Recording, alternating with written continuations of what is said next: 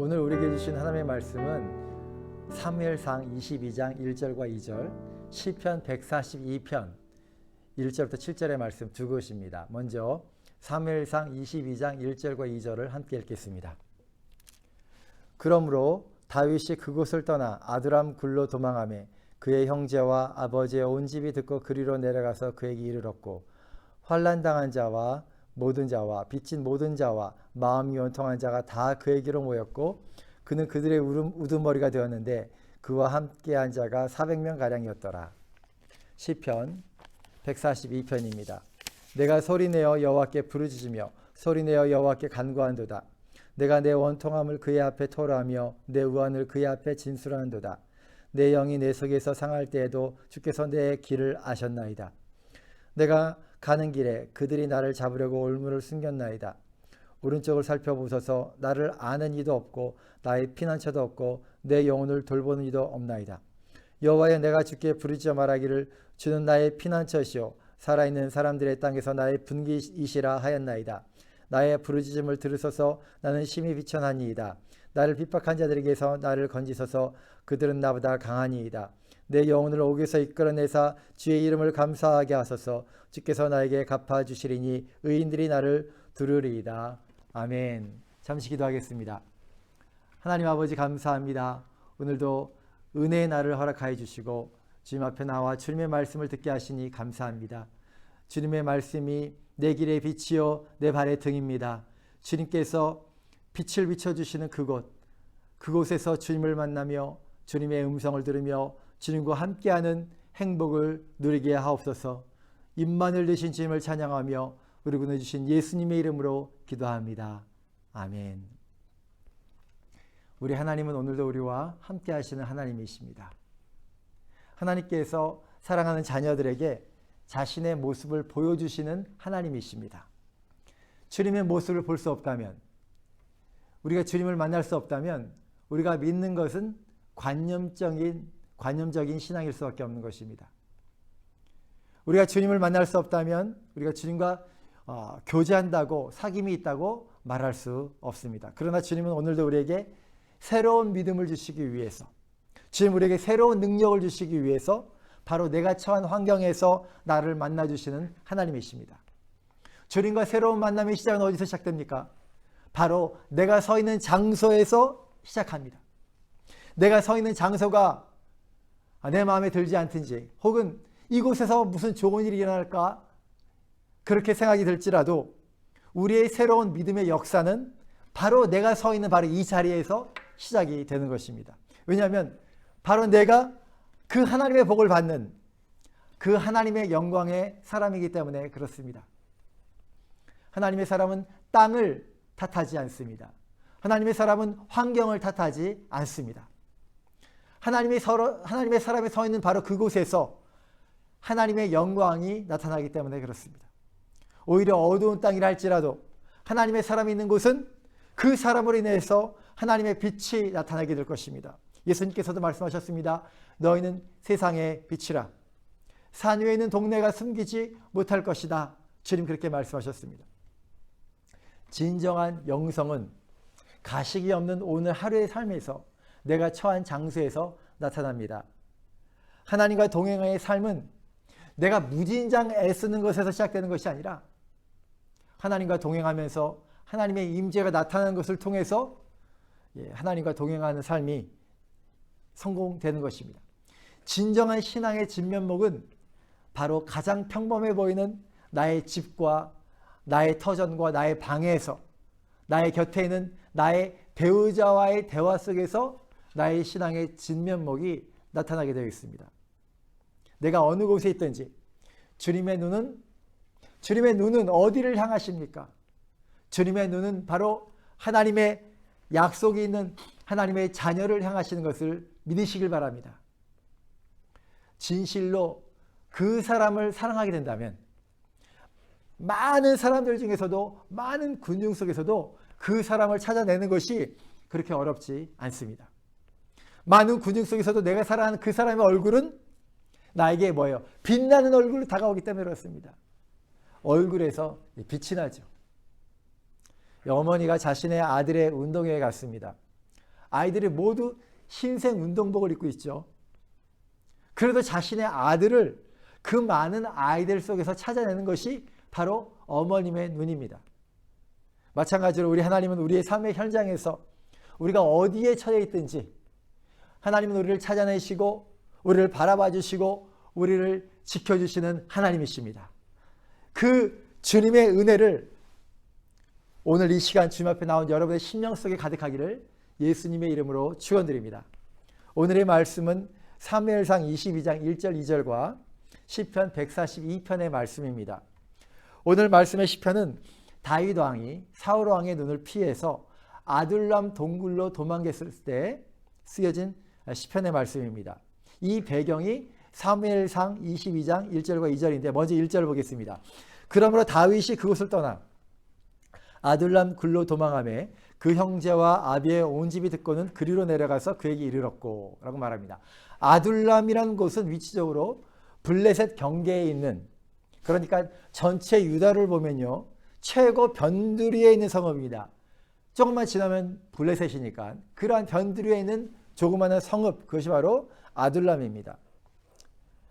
아둘람이란 이름을 원어적으로 살펴보면 두 가지로 살펴볼 수 있습니다. 첫 번째는 하나는 격리된 장소라는 것이고요. 격리된 장소. 다른 의미는 피난처라는 의미입니다. 아둘람이라는 곳을 격리된 장소로 바라본다면 나는 누구입니까? 나는 격리된 사람입니다. 격리된 사람. 사람을 격리된 장소에서 완전히 가두어두는 곳, 그것은 뭐예요? 한없이 그 사람의 마음을 답답하게 하죠. 아이고 내가 수족에 묶였구나. 내가 도망가지도 못하고 여기에 갇혀 있구나. 그러나 그곳 아둘람이라는 곳을 피난처라고 생각하면 이곳은 어디입니까? 사막의 오아시스처럼 자신에게 안전과 쉼을 줄 수 있는 곳, 바로 그곳입니다. 내가 서 있는 곳에서 나는 무엇을 바라보는가? 결국 내가 무엇을 선택하는가? 바로 그것이, 그 모습이 현재 나의 신앙을 표현합니다. 아둘람 굴에 있는 나 자신이 정말 불쌍하게 격리된 장소에 갇힌 자로 볼 것인가? 아니면 아둘람 굴 속에 있는 나 자신을 하나님의 피난처 속에서 하나님의 안식을 누리고 있는 나로 볼 것인가? 둘 중에서 하나를 선택하게 되는 것입니다. 한자 성어 중에 유유상종이라는 말이 있죠. 비슷한 사람들끼리 모인다는 말입니다. 이 아둘람 동굴을 피해 있는 다윗 왕은 그곳에서 자신과 처지가 비슷한 사람들을 만나게 됩니다. 사무엘상 22장 2절을 보면 이렇게 설명하죠. 환난당한 모든 자와 빚진 모든 자와 마음이 원통한 자가 다 그에게로 모였고 그는 그들의 우두머리가 되었는데 그와 함께한 자가 400명가량이었더라. 이렇게 말하고 있습니다. 환난당한 자들이 누구입니까? 이들은 정치적으로 핍박을 당한 자들입니다.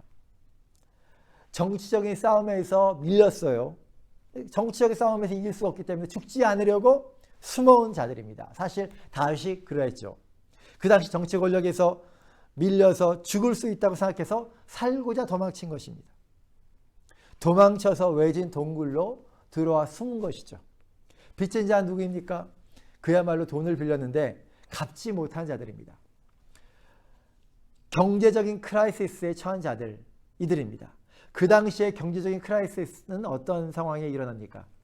주로 기근이 임해요. 기근이 임해서 먹고 살 것이 없을 때 먹을 것을 빌리면서 빚을 지게 됩니다. 그런데 이 기근이 오래 지속되는 거예요. 한 해, 두 해, 3해 계속 그렇게 지속이 되면서 이들에게 빚을 지게 되어도 갚을 길이 없습니다. 그래서 도망쳐 나오게 된 거죠. 그리고 세 번째는 마음이 원통한 자들입니다. 이들은 심령에 상처를 입은 자들인데요. 불합리한 취급을 받은 사람들을 의미합니다. 성경에서 보면 불인나로부터 억울하게 애매히 고통을 당했던 한나의 경우에 이 단어가 사용되었습니다. 사울 왕국 아래에서 억울함을 당한 자들이 많이 있었고요. 그들이 그곳에 모였습니다. 다윗도 그러한 사람 중에 하나였습니다. 다윗은 하나님의 영광을 위해서 헌신했고 또한 유다 나라를 위해서 헌신했던 그러한 충성스러운 신하였죠. 그러나 사울의 질투와 미움 속에 억울한 마음과 원통한 마음이 가득한 자가 되어서 쫓긴 자가 되었습니다. 이렇게 환난당한 자들, 빚진 자들, 원통한 자들이 모여 있습니다. 이런 사람들은 세상의 눈에 비춰져 보일 때 어떤 분들입니까? 한마디로 불쌍한 분들이죠. 기구한 인생을 사신 분들입니다. 험악한 인생을 사신 분들입니다. 이런 분들의 마음의 특징은 무엇입니까? 사실 마음이 많이 지쳐 있다는 것입니다. 무기력합니다. 그러므로 자신의 몸 하나 간수하기가 쉽지 않아서 자신의 몸이 천근만근 무겁고요. 마음이 무겁기 때문에 몸도 무겁고 자신의 몸 하나 간수하기 쉽지 않습니다. 그러므로 주변 사람을 돌아보기가 쉽지가 않죠. 또한 이들은 어떤 분들입니까? 이들은 아주 민감한 분들입니다. 자신이 겪어온 길에서 얻은 상처들이 다 치유되지 않아서 누가 건드리기만 하면 폭발하기 쉽습니다. 이런 분들로만 가득한 곳이 바로 이 아둘람 동굴 속에 있는 사람들의 모습입니다. 이 사람들의 분위기는 밝은 것보다는 어두울 것만 같습니다. 그런데 이런 사람들로 만들어진 이 그룹에 누가 리더가 됩니까? 말씀을 보니까 다윗이라는 사람이 리더가 됩니다. 다윗은 어떤 사람입니까? 사실 다윗도 마찬가지죠. 다윗도 환난당한 자요, 빚진 자요, 원통한 자의 마음을 소유한 자였습니다. 자신의 아내는 어디에 있는지도 모르고요. 도망자가 되었습니다. 그 자신 때문에 무거운 자들이 또한 핍박을 당하고 피를 흘리기까지 합니다. 자신도 억울한 마음, 상처난 마음이 가득합니다. 상처 많은 자의 특징은 또한 자기 중심적인 사람들입니다. 너무나 지치고 아픈 나의 마음 때문에 주변을 돌아보지 못하죠. 셀프 센터드의 마음이라고 하죠. 나의 매였기 때문에 주변에 누가 있는지도 모릅니다. 그러나 다윗에게는 어떤 마음이 있었습니까? 다윗에게는 그들을 불쌍히 여기고 그들을 억셉트하고 환영하고 위로하는 마음이 있었습니다. 그 마음이 그들에게는 위로가 되었던 것입니다. 위로받고 보호받아서 힘이 되는 그룹이 되었기 때문에 더 많은 사람들이 다윗에게 나오게 됩니다. 오늘 말씀에서는 400명이라 말하고 있지만 사무엘상 23장 13절을 보면 곧 이 숫자가 600명이 되는 것을 보게 됩니다. 더 많은 사람들이 다윗에게 와서 힘을 얻고 보호를 받습니다. 그리고 이 공동체는 전국적으로는 하나님께서 보호하시고 하나님께서 지키시는 하나님의 임재가 나타나는 공동체가 됩니다. 어떻게 해서 이와 같이 되었을까요? 여기서 우리는 큰 교훈을 얻게 됩니다. 불쌍히 여기는 마음에 곧 하나님의 마음이 나타난다는 사실입니다. 다윗에게 있었던 마음입니다. 아둘람 굴에 함께 있었던 자들을 바라보면서 그가 불쌍히 여기는 마음을 선택했을 때 그 마음은 단순히 불쌍히 여기는 마음이 아니라 불쌍히 여기는 마음을 선택했을 때 그 마음을 통하여 하나님의 긍휼이 흘러갑니다. 하나님의 긍휼이 흘러갑니다. 로마서 9장 15절에 말씀하십니다. 모세에게 이르시되 내가 긍휼히 여길 자를 긍휼히 여기고 불쌍히 여길 자를 불쌍히 여기리라 하셨으니 여기 무슨 말씀입니까? 하나님께서 내가 긍휼히 여길 자를 긍휼히 여긴다. 이 말씀은 하나님께서 긍휼히 여길 자를 선택하신다. 이런 말씀입니다. 이 세상에 불쌍한 사람들이 얼마나 많습니까? 그런데 하나님께서는 긍휼히 여길 자를 긍휼히 여긴다. 이렇게 말씀하시면서 하나님께서 친히 긍휼히 여길 자를 선택하신다 말씀하시는 것입니다. 16절에 보니까 그런즉 원하는 자로 말미암도 아니요 다른 박질로 말미암도 아니요 오직 긍휼히 여기시는 하나님으로 말미암이니라 이렇게 말씀합니다. 하나님의 긍휼을 받는 자들을 누구도 대항할 수 없다는 것입니다. 애쓰는 자들이 있고 수고한 자들이 있지만 하나님의 긍휼을 받는 자들은 누구도 대항할 수 없다. 하나님의 긍휼을 받는 자는 가장 확실하고 가장 안전하다. 지금 그렇게 말씀하시는 겁니다. 그렇다면 누구가 어떤 사람이 하나님의 긍휼을 받는 사람으로 선택되는가? 누구가 하나님의 긍휼을 받는 자가 됩니까? 예수님께서 분명하게 말씀하셨습니다. 마태복음 5장 7절입니다. 긍휼히 여기는 자는 복이 있나니 그들이 긍휼히 여김을 받을 것이며 라고 말씀하고 있습니다. 이 팔복을 설교하시면서 예수님께서 분명하게 말씀하십니다. 팔복은 하나님 나라의 윤리로도 설명이 되죠. 하나님 나라를 경험하게 하는 삶의 자세입니다. 긍휼히 여기는 자는 복이 있나니 그들이 긍휼히 여김을 받는다 말씀하십니다. 결국 누구로부터 긍휼히 여김을 받습니까? 하나님으로부터 긍휼히 여김을 받습니다. 긍휼히 여기는 삶, 긍휼을 베푸는 삶을 사는 자가 결국 하나님으로부터 긍휼함을 받는다. 하나님으로부터 긍휼히 여김을 받습니다. 이것이 바로 주님이 말씀하시는 겁니다. 긍휼히 여기는 자, 긍휼을 베푸는 자, 세상에서 티가 나지 않은 것 같습니다. 그러나 하나님으로부터 긍휼히 여김을 받는 자, 이 사람은 이 세상에서 결코 망하지 않습니다. 하나님의 보호가 그 어떤 것보다도 확실하기 때문에 그렇습니다. 오늘의 다윗도 그렇습니다. 자신의 신세를 살펴보면 힘이 나지 않을 것 같습니다. 자신도 환난당한 자며 자신도 빚진 자며 자신도 원통한 자이기 때문에 억울함이 가득한 존재이기 때문에 그렇습니다. 그러나 그는 자신에 매여 있지 않았습니다. 아둘람 굴에 함께하는 그들을 용납하고 그들을 위해 애써 미소를 짓고 그들의 아픔에 함께하며 그들을 긍휼히 여겼습니다. 그때 하나님께서는 다윗을 긍휼히 여기셨습니다. 내 처지도 말할 수 없이 불쌍한 존재인데 그 자신의 처지를 뒤로하고 남을 불쌍히 여기는 것입니다. 그때 나는 누가 불쌍히 여겨줍니까? 하나님께서 불쌍히 여겨주시는 것입니다. 이것은 영적인 법칙입니다. 다윗이 선택한 긍휼의 마음이 결국 하나님의 긍휼을 그 공동체 내로 이끌어오게 되었습니다. 이제 다윗만 긍휼히 여기고 불쌍히 여기는 것이 아니라 이제는 서로가 서로를 불쌍히 여기는 공동체가 됩니다. 그처럼 긍휼은 결국 공동체 안에서 풍성하게 충만하게 됩니다. 이 모습이 바로 하나님 나라의 모습입니다. 그들이 그저 불쌍한 사람이기 때문에 이러한 복이 임한 것이 아닙니다. 불쌍한 흉내를 내고 불쌍하다고 하나님의 긍휼이 모든 그런 사람들에게 임하는 것이 아닙니다. 다 힘들고 다 불쌍하다고 말하는 그 와중에서도 누군가가 다가가고 자신의 모습을 뒤로하고 옆에 사람을 불쌍히 여기고 긍휼히 여길 때 그 사람을 보고서 하나님께서는 그 공동체에 하나님의 긍휼을 허락하시는 것입니다. 저와 여러분이 하나님이 원하시는 긍휼의 사람이 되기를 원합니다.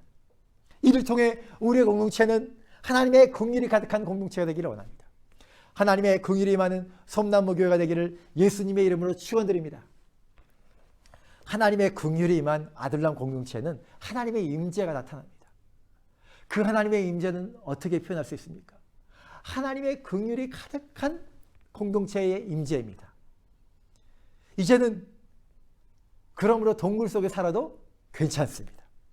그곳에서 주님께서 함께 하심의 그 공동체 어떤 모습으로 해요? 긍휼이 가득한 그 사랑의 공동체가 만들어졌기 때문입니다. 그러한 임재 속에서 다윗은 이제 주님께 찬양을 합니다. 시편 142편의 부제를 보면 이렇게 말하고 있죠. 다윗이 굴에 있을 때에 지은 마스길 곧 기도라고 말합니다. 대부분의 성경학자들이 이 굴을 아둘람 굴로 봅니다. 시편 142편은 아둘람 굴에서 기도의 찬양을 드리는 다윗의 모습을 보게 됩니다. 하나님의 임재 속에서 그는 고백합니다. 이 고백은 자신이 더욱 아둘람 굴에서 받은 은혜의 간증과도 같고요. 이제는 어떠한 상황 속에서도 흔들리지 않겠다라는 자기 신앙 고백적인 선언이 담겨져 있는 그러한 고백이기도 합니다. 이와 같은 고백이 저와 여러분의 삶 가운데도 가득하기를 원합니다. 한 가지씩 살펴보겠습니다.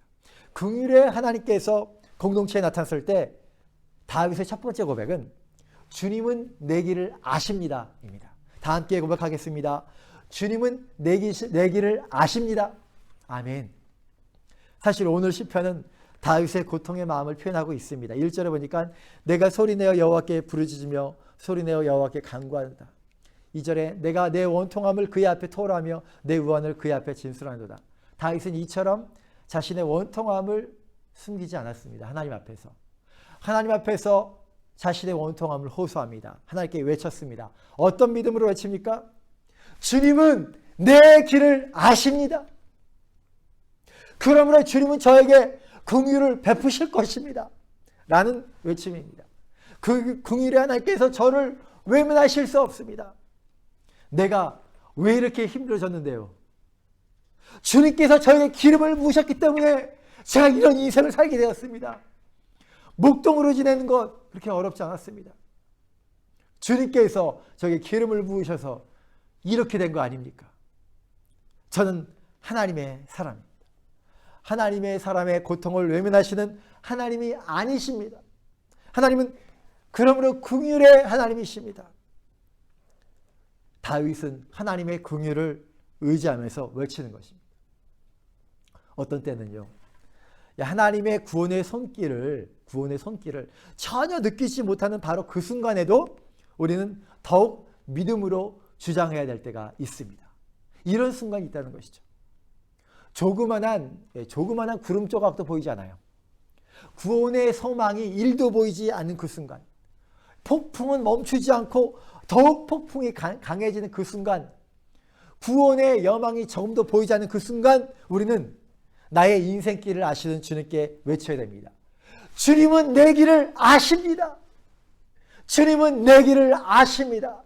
나는 하나님의 약속이 있는 하나님의 사람입니다. 저는 하나님의 긍휼을 받을 수밖에 없는 사람입니다. 주님은 저를 저버리실 수 없습니다. 외쳐야 됩니다. 그 외침의 끝에 놀라운 하나님의 평강이 숨겨져 있음을 믿음으로 바라보시기를 예수님의 이름으로 축원드립니다. 진실로 그렇습니다. 주님은 여러분의 인생길을 다 아시고 여러분이 지금까지 걸어온 길도 다 기억하시고 주님은 반드시 여러분의 외침에 응답하시는 하나님이심을 기억하시길 바랍니다. 다윗은 그렇게 주님은 나의 길을 아십니다라고 고백했습니다. 긍휼의 하나님께서 공동체에 나타났을 때 다윗의 두 번째 고백은요, 주님은 나의 피난처이십니다 입니다. 다 함께 고백하겠습니다. 주님은 나의 피난처이십니다. 아멘. 142편에서요. 시편 142편에서 4절과 5절에는 극명한 차이가 있습니다. 4절에서는 오른쪽을 살펴보셔서 나를 아는 이도 없고, 사람들이 있긴 있는데 자신을 아는 사람이 없다는 것이죠.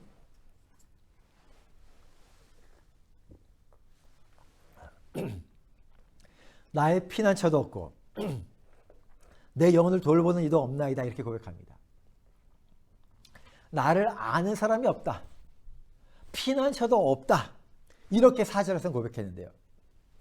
그런데 어떤 연유에서든지 믿음이 생겼어요. 공동체 안에서 발견되는 긍휼의 하나님을 모를 때는 그렇게 고백했지만 5절에 이렇게 고백합니다. 여호와여 내가 주께 부르짖어 말하기를 주는 나의 피난처시오 라고 고백합니다. 하나님의 긍휼이 임한 하나님의 공동체 속에서 하나님의 임재를 느낄 때 이처럼 믿음의 고백을 하게 되는 거예요. 4절에서는 나를 아는 자 없다 말하지만 하나님의 긍휼이 나타나는 하나님의 공동체가 만들어졌을 때는 이제 어느 때보다도 더 마음이 든든합니다. 이제 내가 거하는 아둘람 동굴은 무엇입니까? 아둘람 동굴은 나를 가두어 놓는 어둡고 축축한 장소가 아닙니다. 아둘람 동굴을 바라보면서 나를 보호하고 지키시는 나의 피난처 되신 하나님을 공동체 안에서 바라보게 됩니다. 하나님의 도움을 느끼고 하나님의 보호를 느끼는 장소가 된 것입니다. 주님의 임재는 나를 둘러싼 나의 땅, 나를 둘러싼 환경을 다른 눈으로 바라보게 만듭니다. 도망자로 갇혀있는 동굴이 아니라 하나님께서 예비하신 피난처인 것을 진심으로 고백하게 됩니다. 이전에는 동굴에 있는 사람들이 나와 무슨 상관이 있나 했지만 긍휼의 하나님께서 나타나셔서 긍휼의 공동체를 만들어 가시니까 그 공동체가 하나님의 임재를 나타내는 거예요.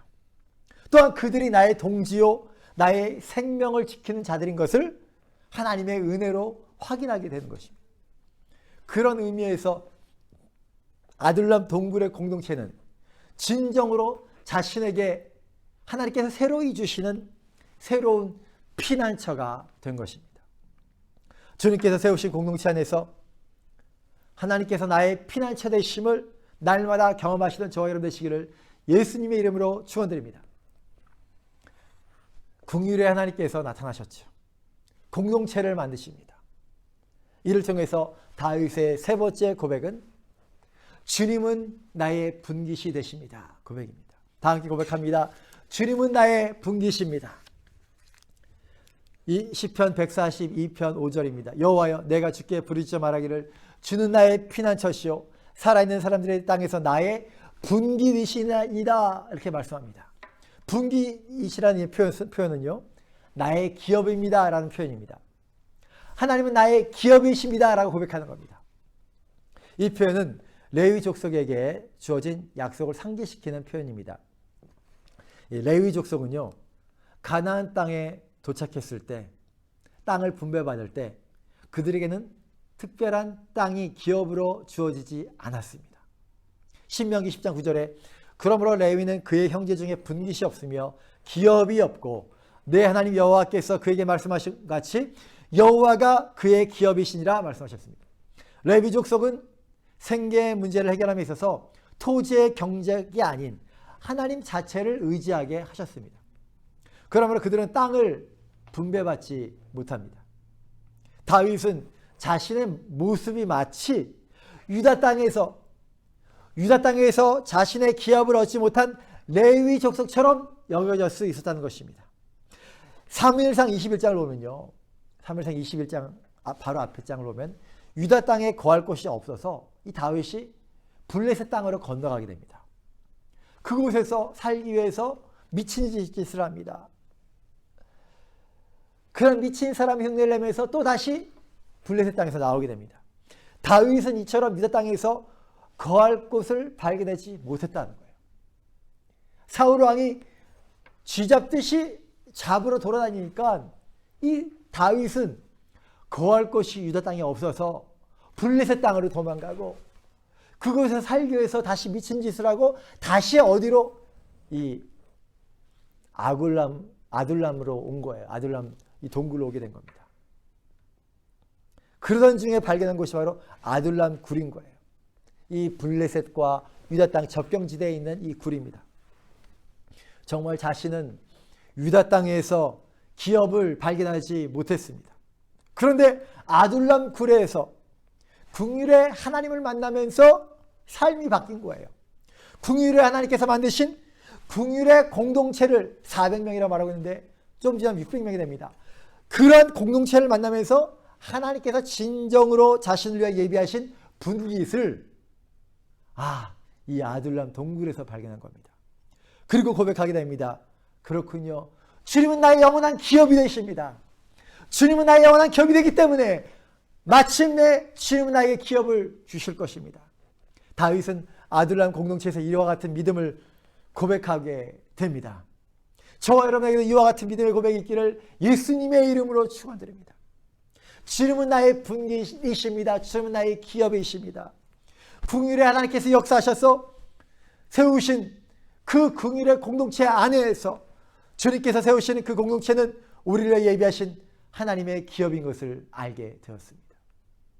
비록 그들이 때때로는 위협에 의해서 옮겨 다닐지라도 땅이 없는 것 같을지라도 그 공동체가 나의 기업입니다 라고 고백을 하는 것입니다. 주님께서 여러분을 위해 이 땅에 섬나무 교회 주님의 공동체를 세워주셨습니다. 이 공동체는 저와 여러분의 분깃이시고 기업인 것을 믿으시길 바랍니다.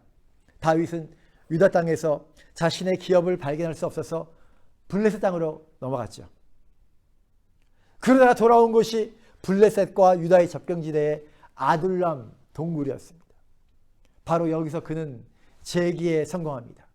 물론 아둘람 이 굴도 안전하지 않아 이 공동체와 함께 움직이기도 했습니다. 처음에는 많은 사람들이 모이지 않았을 것입니다. 환난당한 자, 빚진 자, 마음이 원통한 자들이었습니다. 외견상 불쌍한 사람들이었습니다. 그러나 그곳에서 서로가 서로를 불쌍히 여기고 서로가 긍휼히 여길 때 결국 그곳에 하나님의 긍휼이 임하게 되고 하나님의 공동체로 변모하게 되었습니다. 처음에는 400명이었지만 시간이 지나 600명으로 늘어납니다.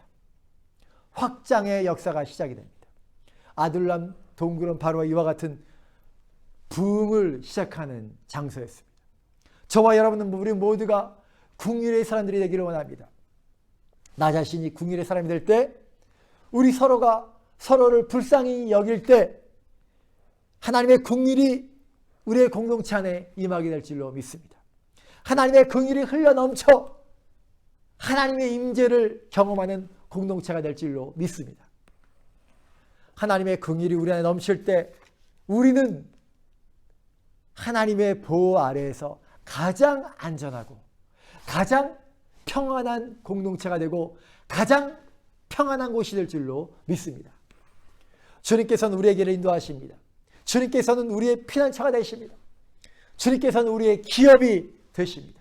이러한 은혜를 주님께서 세우신 공동체 안에서, 섬나무 공동체 안에서 저와 여러분이 충만하게 누리게 되시기를 예수님의 이름으로 축원드립니다. 기도하시겠습니다. 하나님 아버지 감사합니다. 하나님의 긍휼이 임하는 긍휼의 공동체 안에서 우리로 담대히 외치며 기도하게 해주시니 감사합니다.